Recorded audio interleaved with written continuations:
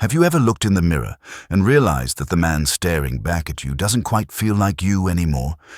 You recognize the face, the beard, the lines carved by years of responsibility, the fatigue in the eyes. But somewhere deep down, you can sense that what you're looking at is not your truest reflection. It's an image you've built over time, a carefully maintained version of yourself designed to survive, to function, to protect. It's what Jung called the persona, the social mask you wear to meet the world. Every man builds one. You start early, often before you even realize it.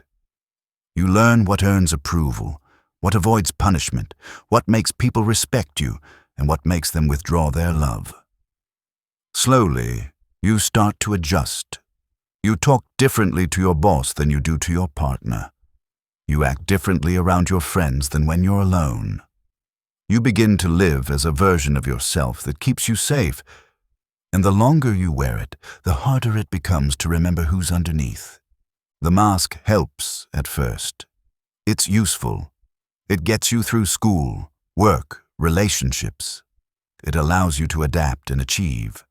But at some point, the mask stops serving you and starts suffocating you. Because every moment you're performing, you're also abandoning the parts of yourself that don't fit the act. And that's the slow death Jung warned about. The quiet decay of authenticity beneath the polished performance of a man who's learned how to survive, but forgotten how to live. The birth of the mask. When you were a boy, you didn't yet have a mask. You were raw, instinctive, honest. You laughed loudly, cried freely, asked for what you wanted without shame. But then came the conditioning, the silent lessons that shape every man. Maybe your father told you to man up when you cried. Maybe your mother praised you when you were polite but ignored you when you were angry. Maybe school taught you that being smart was better than being curious, or that winning mattered more than learning. Slowly, you internalized a rule book. These parts of me are acceptable. These are not. That's when the mask began to form. You learned to hide your fear behind humor. You hid your tenderness behind logic.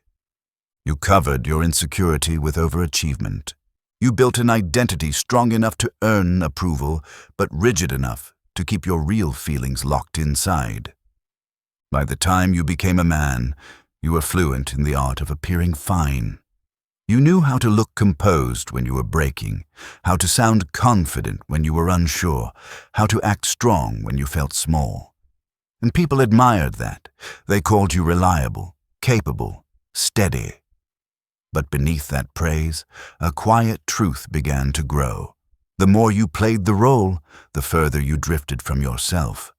The mask became your protection, but also your prison. And that's where the suffering begins. Because every man who wears the mask long enough eventually feels the cost of it. You start to sense a quiet disconnection from your own life, like you're performing instead of participating. You smile in conversations that don't move you. You nod at people who don't see you. You succeed in ways that don't satisfy you. And when you finally stop to ask, "What's wrong with me?" the answer is this: nothing. What's wrong is that you've been living as someone else for so long that the real you is starving for air. Why men fear taking it off? Every man reaches a point where he realizes the mask doesn't fit anymore. But that doesn't mean you're ready to take it off. Because the moment you even think about doing so, fear rises. Fear of rejection, fear of failure, fear of being seen as weak, ungrateful, emotional, or lost. You built the mask to earn belonging, and now your nervous system believes that without it, you'll lose everything. Your respect, your job, your relationship, your sense of direction, and in a way, that fear is valid. Because taking off the mask doesn't mean returning to innocence. It means confronting every part of you you've ignored to stay safe. That's why most men double down instead. They add new layers to the mask. They chase bigger achievements, louder validation, more control. They keep the mask polished because it's easier to upgrade your performance than to face your truth. But here's what Jung discovered. The persona is necessary, but when it becomes fused with your identity, it becomes toxic. The man who believes he is his mask can no longer tell the difference between authenticity and appearance. And that's when the cracks start to show. The burnout, the emptiness, the sense that no matter what you achieve, it never feels like enough. So the real question is not whether you have a mask. You do. The question is, are you aware of it? Or has it become your face? How the mask shapes your relationships. You might think the mask protects your relationships, that by being strong and composed, you're making life easier for the people around you. But the truth is the opposite. The mask keeps you distant. It prevents connection because connection requires visibility. And the mask hides you. Your partner doesn't want the perfect version of you. She wants the honest one, the one who can say, "I'm scared," or "I don't have this all figured out."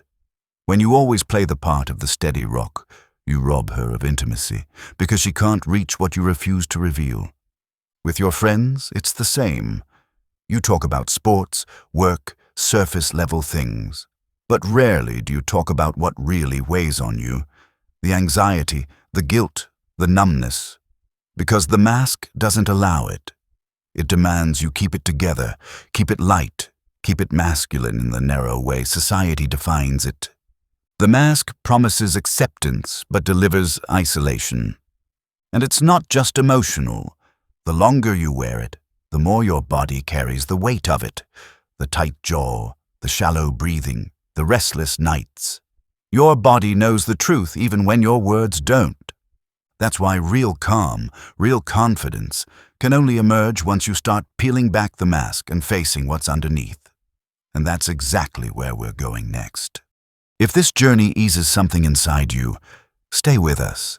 Subscribe, and each step will bring a little more clarity. Thank you.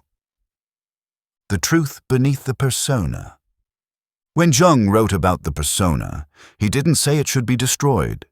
He said it should be transparent. The goal isn't to stop adapting. It's to stop pretending that the adaptation is the whole truth. The parts of you that the mask hides aren't your weakness. They're your depth. Your vulnerability isn't your flaw. It's your bridge to connection. Your confusion isn't your failure. It's your chance to grow. The problem is that the world rewards appearance. It pays you for competence, not authenticity. It praises composure, not self-awareness. So you learn to curate yourself, to show only what's acceptable and suppress the rest. But the suppressed parts don't disappear. They become the shadow, the unconscious storehouse of everything you've exiled in order to appear strong. When the shadow fills up, it leaks. It shows up as irritation, defensiveness, emotional detachment, or sudden explosions of anger you can't explain. It sabotages relationships and drains your energy because maintaining the mask requires constant psychological effort. The irony is that the more you hide your flaws, the more power they have over you. The moment you face them directly, they start to lose control. So how do you begin that process? How do you loosen the grip of the mask without feeling like your entire life will collapse? That's the next stage, and it starts with honesty. Taking the first layer off. The first step in taking off the mask is not public confession, it's private honesty. You can't be authentic with others until you've learned to be authentic with yourself. Find a quiet moment, no phone, no noise, and ask yourself, where in my life am I pretending? Don't rush the answer. Let the silence speak. You might realize you're pretending to enjoy work that drains you, or that you're pretending to be in control when you feel lost, or that you're pretending to be satisfied when what you really feel is stuck. You can't change what you won't name. When you begin to see where the mask is thickest, you start to feel something you haven't in a long time: freedom, Because every act of honesty, even if it scares you, is a crack in the armor that's been keeping you numb. And here's where I want to pause for a moment. If this message is landing somewhere real for you, I want you to write in the comments below. What's one area in your life where you know you've been performing instead of being honest? It could be your relationship, your work, your friendships, anywhere. Because another man reading your comment might realize he's been doing the exact same thing. Honesty always starts with one man speaking truth into silence. The fear of being seen. Once you start loosening the mask, an old fear reappears. The fear of being truly seen. Most men carry deep childhood wounds tied to exposure. Maybe you were shamed for crying, laughed at for being different, punished for showing emotion. So your nervous system learned that visibility equals danger. Now, even as an adult, your body reacts to authenticity like it's a threat. You feel vulnerable, exposed, raw. But that's not danger anymore. That's healing. That's your psyche learning to expand beyond survival mode. Being seen is not the same as being judged. It's the beginning of being known. When you risk showing your truth, not the polished version, but the real one, you invite genuine connection into your life. And that's where calm begins. Because the man who no longer hides has nothing left to fear. The freedom beyond the mask. Once you've begun this process of honesty, something strange happens. Your relationships begin to change. Some deepen, some fall away. But what remains becomes real. You stop trying to impress people and start trying to connect. You stop needing to be the smartest man in the room and start becoming the most present one. You stop chasing applause and start craving authenticity. And that shift transforms your sense of strength. Because you start realizing that real power doesn't come from control. It comes from congruence. You no longer need to act like the man you wish you were. You start being him. That's the paradox Jung understood.